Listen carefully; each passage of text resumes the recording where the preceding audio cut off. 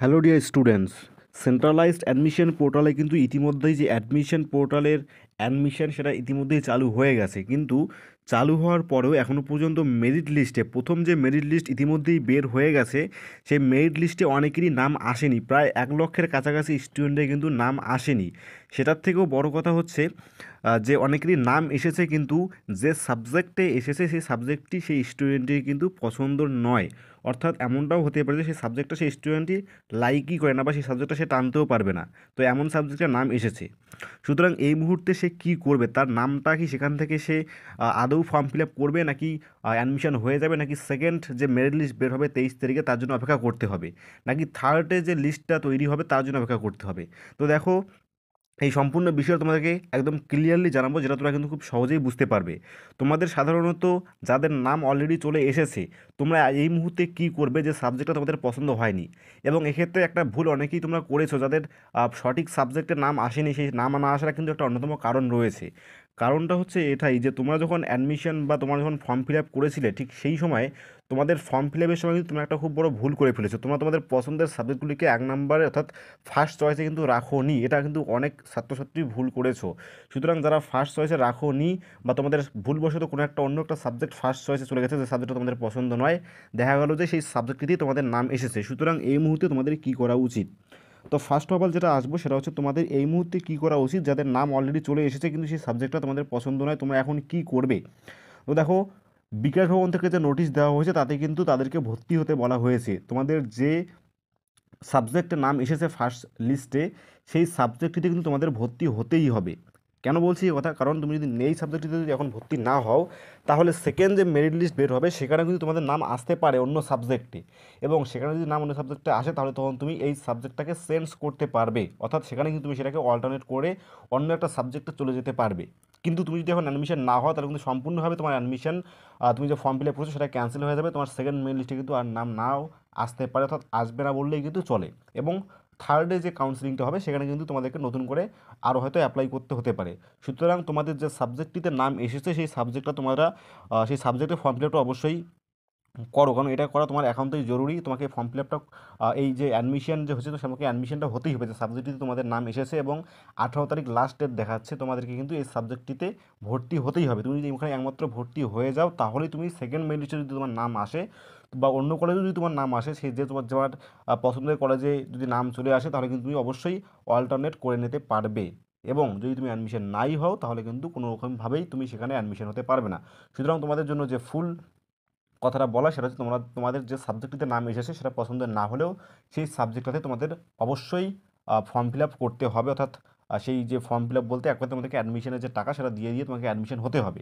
এবং নেক্সট লিস্টে যখন বের হবে, তখন তুমি যদি তোমাদের অন্য কোনো সাবজেক্ট নাম আসে, তাহলে তখন তোমার এই সাবজেক্ট তুমি চেঞ্জ করতে পারবে। আশা করি তোমাদেরকে একদম সহজ ভাষায় বোঝাতে পারলাম। এরপর যাদের এখনও কোনো লিস্টেই নাম আসেনি, তোমরা অনেকেই কিন্তু ঘাবড়ে রয়েছো, কী করবে এখনও পর্যন্ত। প্রায় 1 লক্ষ স্টুডেন্ট এরকম রয়েছে যাদের নাম এখনও পর্যন্ত আসেনি। তো এই 1 লাখ স্টুডেন্টের ব্যাপার কী রয়েছে? দেখো, তোমাদের যাদের এখনও পর্যন্ত নাম আসেনি, তোমাদের কিন্তু সেরকমভাবে ভীতি সন্ত্রস্ত হওয়ার কোনো কারণ নেই। তোমাদের নামও কিন্তু আসতে পারে। সেকেন্ড যে মেরিট লিস্ট বের হবে সেখানে কিন্তু তোমাদের নাম আসবে।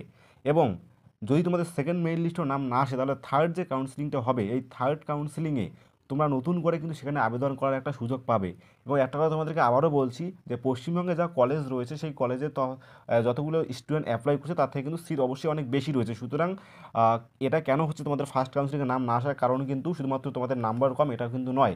কারণ অনেক স্টুডেন্ট রয়েছে তাদের হয়তো যে সাবজেক্টগুলো ইম্পর্টেন্ট সাবজেক্ট, যে সাবজেক্টগুলো ভালো সাবজেক্ট, সেই সাবজেক্টগুলো হয়তো সবাই ওগুলোই নিয়েছে। সুতরাং ওই জন্যই তোমাদের একটু সেখানে তোমাদের নামটা আসেনি, কিন্তু তোমাদের সেকেন্ড লিস্টে সে নামটা আসতে পারে। যদি সেকেন্ড লিস্টের নাম না আসে, সেক্ষেত্রে তোমরা থার্ড যে লিস্ট বা থার্ড যে কাউন্সিলিং হবে, সেখানে তোমাদেরকে নতুন করে কিন্তু আবেদন করতে হবে, নতুন করে ফর্ম ফিল আপের একটা প্রসেস চালাতে হবে।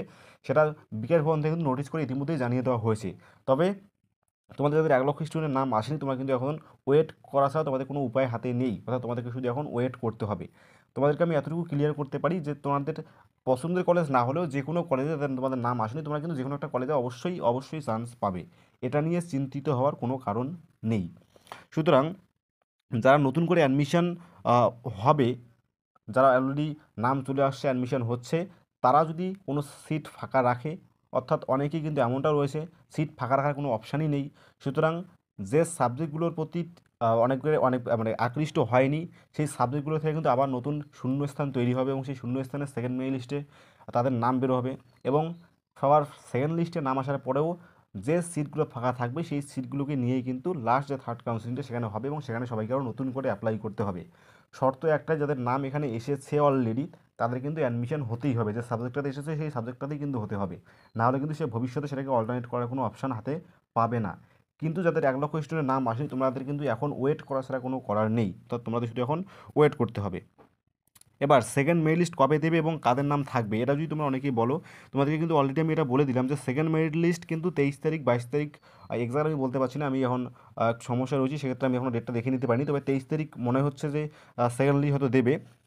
তো সেই সেকেন্ড লিস্টে কাদের নাম থাকবে এটা কিন্তু বলা একদমই উচিত হবে না, কারণ তোমাদের যাদের নাম ফার্স্ট লিস্টে থাকেনি তাদের নাম হয়তো সেকেন্ড লিস্টে বের হবে, সুতরাং তোমাদেরকে সেকেন্ড লিস্ট পর্যন্ত অপেক্ষা করতে হবে।